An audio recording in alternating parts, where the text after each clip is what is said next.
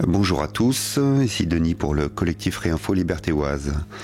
Alors nous venons d'assister à la projection du film de Pierre Barnerias, le film Les Survivantes, qui relate le témoignage de plusieurs femmes ayant été victimes de réseaux sataniques, pédocriminels. C'est un film poignant que je vous encourage à voir évidemment. À l'issue de la projection, l'une de ces survivantes, Hélène Pélos, a pris la parole et j'ai pu filmer cette intervention. Et je vais vous la montrer aujourd'hui, ainsi qu'un entretien que Hélène a eu la gentillesse de nous accorder. Mais avant de vous montrer ces images, je voulais vous prévenir de plusieurs choses. D'abord, si vous avez un enfant avec vous, arrêtez la vidéo tout de suite, s'il vous plaît, et visionnez-la quand vous serez entre adultes. D'autre part, et vous comprendrez très vite pourquoi, la vidéo risque de ne pas faire long feu sur YouTube. Donc, si vous souhaitez la partager, je vous encourage à le faire, faites-le vite. Je vais mettre en ligne un lien Crowdbunker pour que la vidéo reste en ligne. Dernière chose, et là, bon, vous n'êtes pas obligé de me croire, mais ma batterie m'a lâché au plus mauvais moment, au moment où Hélène commençait à révéler certains noms. Je vous promets que c'est pas voulu, la batterie a lâché. Voilà, il reste beaucoup de choses, mais voilà, je ne sais pas pourquoi cette batterie m'a lâché. Elle était aux 3/4 pleine au début de l'interview. Voilà, c'est comme ça. Je n'y peux rien, ce n'est pas de la censure. Là, moi, je ne censure rien. Je vous souhaite un bon visionnage et je vous dis à très bientôt. C'est extraordinaire. Excusez-moi, mais je suis vraiment très émue par ce courage. Et nous, on doit continuer. Moi, je vais ramener plein de gens à la prochaine séance.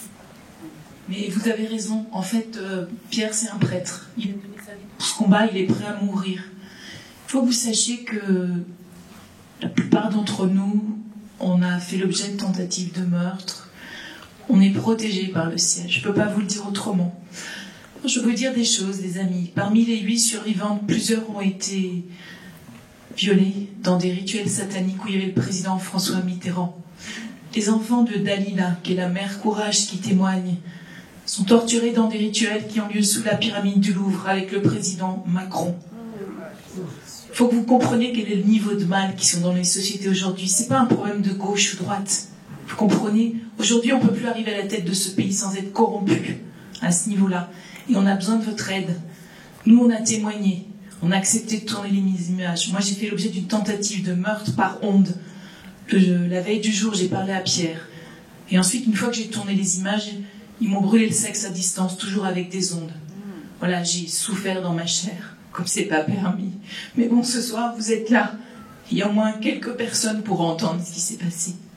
Et donc, on a besoin qu'une armée se lève. On a besoin de plus être seul. On a besoin que vous ayez un mur de prière face à ces ténèbres. Parce que c'est partout. Moi, je vais vous raconter ce qui s'est passé pour moi dans l'église. Ça fait des années que le ciel me dit « tu dois témoigner ». Donc j'ai commencé à écrire. Ma première lettre, c'est 2016, à l'archevêque de Paris, enterré. Personne ne m'a jamais reçu. J'ai recommencé en 2018. Pourquoi? Parce que les morts m'apparaissaient. Ils me disaient « on ne peut pas monter. Il faudra qu'il y ait un jour des messes de réparation. On ne peut pas monter ». Pendant un an, le même mort m'est apparu tous les jours à la messe, au même moment de la messe. J'en ai eu marre. Donc j'ai dit au ciel, si c'est vrai, fais-moi un autre signe. J'ai eu le signe. Je me suis mise en route. J'ai écrit à l'archevêque de Paris de l'époque. Donc il avait changé entre-temps. Michel Aupetit. On m'a jamais reçu, les amis. Jamais. On n'a même pas demandé à m'entendre pour savoir si j'étais un peu folle ou rien. Donc il y a un prêtre ensuite qui m'a aidé parce qu'il connaissait Michel Aupetit. Il lui a dit, tu dois recevoir Hélène. Et puis en fait, il ne m'a jamais reçu. Voilà, ils ont fait quand même une messe en catimini, en privé. Ils se sont mis à 3 évêques, ils ont fait leurs petites affaires dans leur petit coin. Vous voyez? Mais c'est pas ce que nous dit Saint Paul. Saint Paul, il dit quoi? Il dit que tout ce qui est caché sera un jour révélé. Et en ce moment, on est dans le temps d'apocalypse, de révélation. Parce que ça sort de partout. Vous avez vu l'affaire Epstein? Toutes les têtes couronnées de France, de Navarre dans le monde sont concernées par ces rituels. Ce qu'elle vous dit pas, là, la fille Sophie, c'est que c'est le prince Charles en Belgique. C'est toute la royauté qui est impliquée là-dedans. Donc moi j'ai continué, ensuite je suis allée témoigner devant la SIAZ. Pas parce que j'avais envie d'y aller, je peux vous dire que moi l'église, j'en pouvais plus. Mais parce que l'Esprit Saint m'a dit, tu dois y aller. Donc j'y suis allée. Voilà, 40 pages de PV d'audition, je suis venue avec plusieurs témoins, j'étais accompagnée par des laïcs, des consacrés. Ils ont tout enterré. Il n'y a rien. Il n'y a pas une ligne sur les rituels sataniques. C'est quand même important ce dont on parle. Il Il n'y a rien. Donc ça a continué. Donc ensuite, alors je vous la raconte parce que c'est quand même joli, ça concerne le diocèse de l'Oise. Donc moi j'ai déménagé dans l'Oise, guidée par l'Esprit Saint, c'est pas un endroit où j'ai choisi d'atterrir, en 2021. Et donc j'avais témoigné devant la SIA, ça avait été enterré. Et puis il faut que vous sachiez, en 2018, j'ai fait un petit séjour à Paray-le-Monial et la mère supérieure du couvent de la Visitation. Donc vous savez qu'il y a eu des apparitions de Marguerite Marie Alacoque à Paray-le-Monial. Donc elle avait pris mon courrier à l'archevêque de Paris au Petit et elle l'avait mis sur le cerveau du reliquaire de Marguerite Marie Alacoque. Elle a fait dire des messes, elle a demandé l'intercession de la Sainte. Et la fête de Marguerite Marie Alacoque, c'est tous les 16 octobre. Et depuis cette date, tous les 16 octobre, la Sainte me fait un petit coucou. Il se passe un truc dans ma vie. Elle me dit, je suis là, ne t'inquiète pas. Il y a une armée au ciel qui prie pour que tout ça sorte. Et donc, un 16 octobre, ça devait être 2022 ou 2021, je ne sais plus, je me retrouve dans une après-midi de guérison de délivrance présidée par l'évêque de l'Oise. Je ne sais pas, peut-être certains d'entre vous y sont allés. Et donc, il y a des prières, etc. Et puis, à un moment, les prêtres et l'évêque imposent les mains. Je m'avance. Voilà que l'évêque de l'Oise m'impose les mains. On est le 16 octobre. Je tombe dans le repos dans l'esprit. Et là, j'entends une voix qui me dit « Il faut que tu ailles dans les réunions de restitution des travaux de la SIAZ. Il faut que tu témoignes encore et encore qu'ils ont tout enterré. » Et donc ça, c'est par l'intercession, par la prière de cet évêque. Et donc, je vais à une réunion de restitution des travaux de la SIAZ. C'était à l'église Saint-Paul-des-Sablons à Compiègne. Jean-Michel, tu t'en souviens parce que tu étais avec moi ce soir-là. Tu te souviens combien j'ai pleuré. Et donc, je vais voir le vicaire. Je dis, je voudrais prendre le micro. Et donc, il y avait une salle comme ça, pleine comme vous. Et je voulais dire, ils ont encore enterré. Non, la SIAZ, c'est pas du tout génial. Ils ont continué à enterrer. Il y a une omerta. Et le vicaire m'a dit, bien sûr, madame, vous aurez le micro, pas de problème. Bon. Et je lui dis, je vais être sûr que je peux vous faire confiance. Il m'a dit, comment ça, madame? Vous doutez de ma parole? Mais en fait, l'évêque lui a dit, vous ne lui donnez pas le micro. Et je n'ai pas eu le micro. Donc je suis allée voir l'évêque pour le confronter en disant, mais attendez, vous faites quoi là? Vous contribuez à enterrer?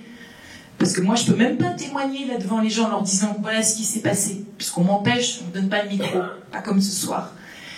Et il m'a dit, non, mais je m'occupe de votre dossier. Donc il a pris mon dossier et puis ça a été un enterrement de première classe. Il s'est juste rien passé. Les amis, il ne s'est rien passé. Alors voilà, moi ce soir, j'ai enfin le micro et je vous le partage parce que moi, j'ai fait ma part. Mais que la suite, elle vous appartient aussi. C'est qu'on doit tous faire notre part. Quand on fait rien contre le mal, on en devient complice. C'est ce qu'explique très bien Martine Bouillon dans le film. Vous voyez, donc il faut que vous fassiez votre part. Alors je ne sais pas, faites ce que l'Esprit Saint vous inspirera, vous écrivez à l'évêque, mais c'est pas possible que ça continue comme ça. C'est pas possible que les prélats de France, ils écoutent leur hiérarchie, ils écoutent la peur, ils écoutent pas de scandale, protégeons l'image de l'institution, parce que c'est vrai, l'image de l'institution, elle est beaucoup plus importante que les souffrances des enfants dont on vous parle dans le film. Jésus, il a dit qu'il fallait s'occuper des petits, des enfants et des pauvres. Moi, je suis la pauvre, voilà. Moi, j'ai dit à l'évêque, moi, je suis votre pauvre sur le chemin. Et voilà, mais j'ai besoin de vous, on a tous besoin de vous pour que ça continue. Moi, je vous demande aussi d'élever un mur de prière. Voilà, pour toutes ces femmes qui combattent. On est toutes prêtes à donner notre vie pour ça, parce qu'on considère que ce monde, il doit changer. Mais ça basculera que si d'autres se lèvent avec nous contre ce mal. Merci.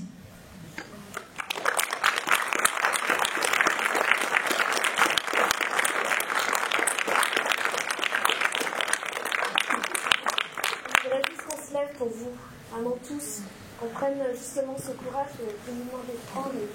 On va chacun se laisser guider, et chacun fera dans sa vie ce qu'il va faire, mais vraiment recevez ce qui est pour vous, madame. Je vous remercie infiniment. Hier, j'étais à Tours, c'était l'avant-première du film à Tours, et il y a quelqu'un qui a dit on va créer un canal Telegram. Ils ont appelé ça les survivants de 37, parce qu'on est dans le 37, département 37.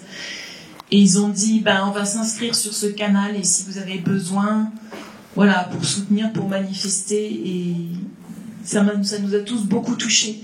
Les gens, après, ils sont allés aussi écrire sur l'affiche. Ils ont mis des petits mots, etc. Et c'est important parce que je suis sûre que dans la salle, il y a d'autres survivants, il y a d'autres personnes qui ont été abusées, que c'est un fléau dans nos sociétés, que c'est gangréné à un niveau que vous ne pouvez même pas imaginer. Voilà, et qu'effectivement, nous, on accepte de risquer nos vies pour sortir les noms. Dalila et Maria, dans l'émission Géopolitique Profonde, elles ont commencé à donner les noms. Bon, je peux vous dire qu'il y en a un qui a été coupé après, parce que les journalistes sont courageux, mais quand même. Sauf que ces femmes, elles disent juste que la vérité. Il y a quelqu'un qui a dit la vérité vous rendra libre. Ça veut dire qu'il n'y aura aucune action en justice, c'est désespérant. Tout est désespérant dans ce que vous dites. À part prier, d'accord, il y aura une justice divine, mais il n'y aura aucune action en justice, parce que les personnages beaucoup trop importants et que le monde est pourri partout, de façon mondiale. Mais moi, je ne crois pas du tout à la voie de la justice, je crois en revanche à la voie du film. Pourquoi vous croyez que ce soir j'ai le micro? Pourquoi j'ai jamais eu le micro avant? Pourquoi l'Église n'a fait qu'enterrer? Mais ce soir j'ai le micro. Et ce soir, vous avez l'information. Vous savez ce qui s'est passé. Et ce soir, je peux témoigner. On a coupé des noms. Alors, on a coupé des noms parce que je vais vous expliquer un truc. Nous, les survivantes, on survit. Moi, ça fait des années que je suis torturée par honte. Vous ne pouvez pas imaginer ce que c'est. Ça fait quand lui, c'était un grand pédiatre. Je vous ai parlé d'Alexandre Renard. Je peux vous dire René Dupanloup. Tout ça, c'est dans mon témoignage de la SIAZ. Et après, il y a d'autres visages dont je me souviens. Mais j'ai des photos, mais je ne sais pas qui c'est. Voilà. Et je ne peux pas me souvenir de tout parce que j'y arrive pas. Et donc, on fait tout comme on peut. Vous ne pouvez pas imaginer, parce que cette femme qui ne dit pas tous les noms, qu'est-ce qui s'est passé? Dès que le film est sorti, elle a eu des menaces. Voilà, Dalila, tentative de meurtre avec une clé anglaise, empoisonnement sur sa voiture. Vous ne pouvez pas imaginer, nous, ce qu'on endure. Et donc, on a besoin de votre soutien. Non, ça ne sera pas par la justice. Moi, j'y crois pas du tout, parce que c'est trop pourri aujourd'hui. Mais on peut quand même faire quelque chose. On peut déjà élever un mur de prière. Si vous élevez un mur de prière, si vous nous portez dans la prière, il faut prier pour les bourreaux et pour les victimes, pour les enfants et ceux qui les torturent. Il ne faut jamais oublier les bourreaux. Voilà. Et moi, je crois qu'un jour, cette messe de réparation que les morts me demandent, moi, je suis juste leur porte-parole. Il vient juste me dire, toi, la victime, il faut que tu sois notre porte-parole devant les vivants. Je crois que cette messe aura lieu un jour. Je ne sais pas par quel miracle le ciel va la faire advenir, mais je crois qu'elle aura lieu un jour. Et je crois qu'un jour, ce mal sera reconnu dans l'Église et qu'il y aura des actes de réparation. Hormis témoigner aujourd'hui et partager ce qu'on vient de voir, comment on peut vous aider, comment on peut, hormis les prières, qu'est-ce qu'on peut faire pour vous aider à propager ces paroles et puis à vous protéger? Déjà, vous pouvez vous parler du film. Vous êtes les meilleurs ambassadeurs du film. C'est un miracle. Ce film, on a commencé avec 30 pauvres salles. C'est un miracle que ce film soit sorti et qu'on soit tous encore en vie. Je vous dis juste, c'est un miracle. Il y a des protections célestes pour ça. Parlez-en, parce que plus on aura de gens qui savent, ça pourra, voilà, d'abord ça nous protège nous, clairement, mais ensuite ça permet de diffuser la vérité, et la vérité rend libre. Donc vous pouvez en parler, vous pouvez écrire au cinéma en demandant de programmer le film. Pour l'instant, il y a juste, à Compiègne, il y a juste aujourd'hui, c'est tout. Donc écrivez, mobilisez vos amis pour que d'autres personnes demandent à voir le film, alors pas à 15h un jour en semaine, hein, on est bien d'accord. Voilà, il faut que les cinémas fassent leur part de programmation, mais c'est comme ça que ça marche. Et ça, c'est le royaume de Dieu, chacun fait sa part. Voilà. Et s'il y a des cinémas qui programment aujourd'hui, s'il y a de plus en plus de salles, c'est parce que les gens ils demandent à la base. Vous avez vu, il n'y a même pas d'affiche. C'est un pauvre film de 3 francs 6 sous. Vous imaginez pas, le ciel a fait tomber les sous qui manquaient au dernier moment. C'est un film qui relève du miracle déjà. Voilà. Et des miracles, il peut y avoir encore plein d'autres. Parce que quand on dit oui à la vie, quand on dit oui au ciel, il n'y a rien qui est impossible. Il n'y a rien qui est impossible. Vous savez, tout n'est pas dans le film. Mais je vais vous dire une chose. Il y a une des survivantes. Ce qu'elle raconte pas dans le film, c'est que c'est une miraculée. Ils avaient tailladé tous les gosses en morceaux. Ils l'avaient tailladé de partout. Il était en train de se vider de son sang et de mourir. Et le ciel a suturé ses plaies. Suturé ses plaies. Et donc elle avait des marques, mais elle arrêtait de perdre son sang. Et le type qui faisait un de ses bourreaux, qui était le nettoyeur dans ses rituels, il est arrivé, il a été choqué de voir qu'elle était vivante, parce qu'il a compris qu'il y avait un truc pas normal. C'est pas normal qu'elle ait survécu avec les plaies qu'elle avait, parce que c'était prévu qu'elle meure. Il était tellement choqué, il lui a dit, tu fais comme si tu étais morte. Il l'a évacuée au milieu des monceaux de cadavres et il l'a exfiltrée du réseau. Et c'est pour ça qu'elle a envie qu'elle peut témoigner à l'écran. Donc c'est parce que le ciel a suturé ses plaies ce soir-là. Vous voyez, c'est déjà un miracle ça. Donc moi je pense qu'il y a aussi un plan du ciel pour que tout ça, ça sorte. Pour que tout ça, ça sorte et qu'on change de monde. Donc élever un mur de prière, parler du film, bousculer la hiérarchie. Maintenant, vous savez que la SIAZ a enterré mon témoignage, je vous donne qu'un exemple. Vous savez que les enfants de Dalila, c'est sous la pyramide Toulouse, vous savez. Donc vous pouvez en parler. Voilà. Si déjà on parle tous, vous savez, quand on dit notre Père, on dit qu'on pêche en pensée par action et par omission. Et un des plus grands péchés, c'est le péché par omission. C'est abyssal, hein. On ferme les yeux sur le mal, il y a un truc qui se passe sous nos yeux, on ne regarde pas, on ne témoigne pas. Il nous a dit d'être témoin. Il nous a dit qu'il fallait être témoin et de ne pas avoir peur. Il faut traverser la peur, parce que oui, bien sûr, il y a des gens qui meurent pour dire la vérité. Il y en a eu, hein. Avant nous, on est encore toutes en vie, mais on sait toutes qu'on pourrait dégommer. Moi, ils ont essayé de me tuer. Je dis, je ne suis pas morte parce que je pense que juste que le ciel ne l'a pas permis. C'est aussi bête que ça. Donc il faut aussi traverser tout ça et accepter de s'élever contre ce mal. Il va falloir qu'on exorcise tout ça, les amis. Hein. Vous savez, tous les gens qui nous dirigent et qui font ça, c'est pas joli. Hein.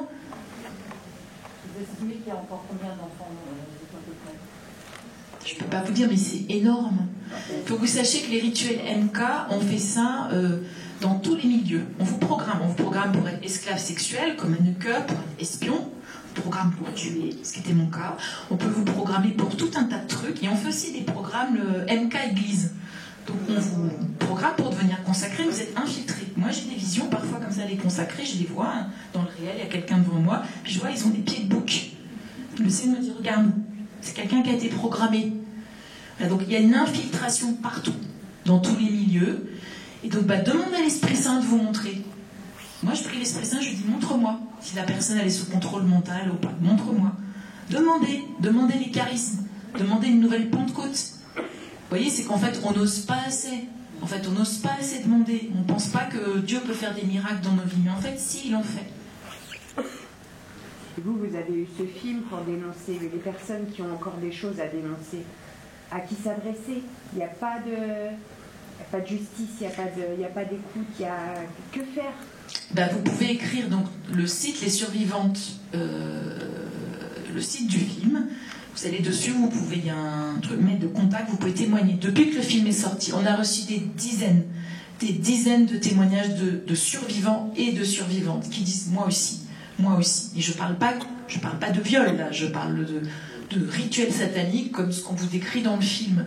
Donc ça veut dire que ce film il libère la parole. Voilà, et donc on va créer quelque chose. Et l'association c'est plus notre petit secret dont a parlé Pierre. Tous les bénéfices seront reversé aux survivants. Pierre va encore faire à la rentrée, il va sortir l'enquête. Donc il y aura des 52 minutes, une série de 52 minutes qui vont sortir, et là, ce sera vraiment de l'enquête, parce que là, c'est des témoignages, en fait. C'est juste la position de parole, vous voyez. Mais croyez dans le pouvoir de la prière. Moi, il y a 7 ans, j'ai hurlé vers le ciel, j'ai dit, je veux rencontrer des survivants dans ma vie. Je veux plus être seule avec ça. Fais-moi rencontrer des frères et sœurs de souffrance. J'ai été exaucée. C'est juste une petite question que je vais poser.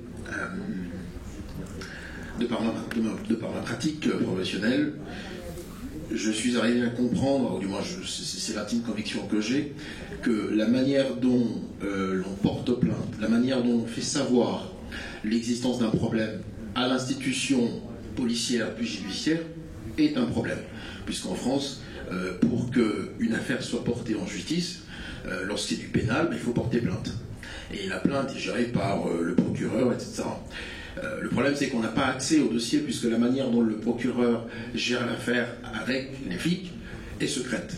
Et donc moi, la question que j'ai envie de vous poser, c'est est-ce que vous pensez, même si je sais qu'au niveau de la magistrature, il y a des problèmes, et d'ailleurs vous l'avez rappelé même dans le film, on l'entend, est-ce que vous pensez que le fait de casser le système français qui est basé sur l'inquisition, c'est-à-dire c'est secret, l'enquête est secrète jusqu'à ce que peut-être le procureur se dira bon allez, j'envoie l'affaire au tribunal ou pas. Est-ce que vous pensez que le fait de casser ce système et le remplacer par un système un peu plus ouvert, quand je dis ouvert, c'est-à-dire on met en place un juge d'instruction ou un pôle de juge d'instruction afin que les avocats des parties aient accès au dossier et donc voient ce qui se passe jusqu'à la fin du processus est meilleur? Parce que on parlait justement de comment être plus concret dans la lutte. Est-ce que vous pensez que ça peut être un début de solution ou pas? Pas du tout. Pas du tout, parce que la lutte, aujourd'hui, le combat, il est spirituel avant tout. C'est pas parce que vous changez ce truc, voilà, il faut qu'on lève une armée spirituelle, les amis. Il faut qu'on élève un mur de prière vers le ciel. C'est que comme ça qu'on s'en sortira. Vous pouvez changer les lois, faire n'importe quoi. Il y a une gangrène dans nos sociétés. C'est dans tous les pays occidentaux. Je vous rappelle que Epstein était un agent du Mossad. Je vous rappelle qu'il y avait des petits carnets. Vous avez vu les noms sur les petits carnets? Il y a la planète entière. Donc vous tenez les gens par les couilles, c'est le cas de le dire, on fait chanter. Donc ensuite, il y a un petit club de satanistes mondiaux qui explique au gouvernement ce qu'ils doivent faire. Et ils obéissent gentiment. Vous croyez que c'est dans l'intérêt des populations? Mais pas du tout.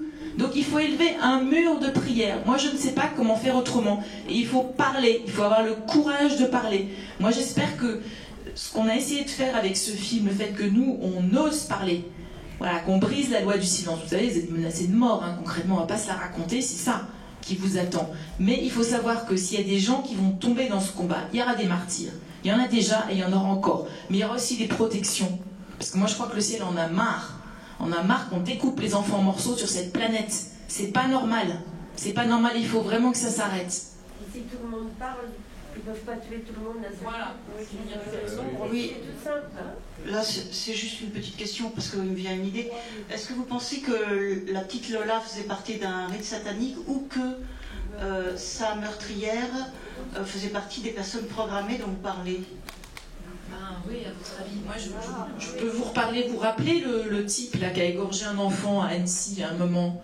Ça s'appelle un MK Ultra. C'est quelqu'un qui est programmé. Moi, je peux vous dire, parce qu'on m'a déclenché, je sais ce que c'est. Vous êtes complètement possédé. On vous envoie une onde, un trigger, puisqu'en fait, quand vous êtes ritualisé. Et aujourd'hui, figurez-vous qu'on est aussi gouverné par des MK Ultra. Je ne vais pas vous mettre une photo, mais vous regardez un petit peu le visage de certains gens de la classe politique, et puis vous avez une idée. Donc c'est ça qui se passe aujourd'hui. C'est ça qui se passe. Donc est-ce qu'on va continuer à accepter ça? Je pense qu'aujourd'hui il y a un tel niveau de mal que le combat il est avant tout spirituel. Ça ne veut pas dire qu'il n'y aura rien à faire au niveau des institutions, mais il faut commencer à mon avis, il faut commencer par combattre avec des armes spirituelles. Voilà, on a plein d'exemples de gens qui ont essayé avec des armes tout simplement humaines ou institutionnelles, et bon, on n'y arrive pas. La vérité, c'est qu'on n'y arrive pas. Et au niveau justement du catholicisme, par exemple, en France, puisque c'est la religion un petit peu historique de la France, est-ce que vous pensez vraiment qu'il y a quelque chose dans cette institution-là qui est un peu généralisé, ou les événements satanistes, c'est vraiment sur des blocs de personnes, de lieux un peu précis? Moi, je crois que l'institution, elle est quand même très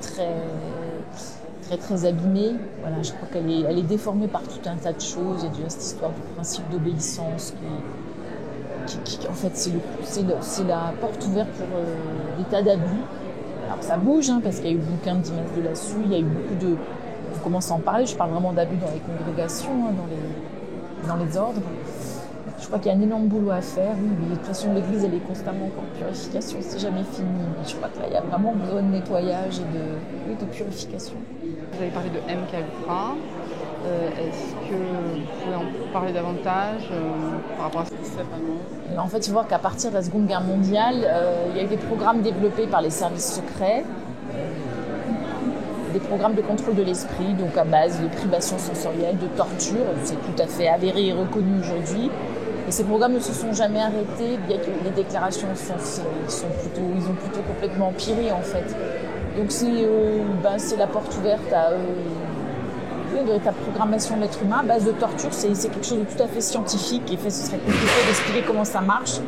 Mais je vous renvoie par exemple au livre d'Alexandre Le Breton, Habits rituels et contrôle mental. Et donc ensuite, l'idée c'est que les personnes que vous avez programmées sont littéralement sous contrôle mental, et vous pouvez les actionner à distance pour leur faire un certain nombre de choses.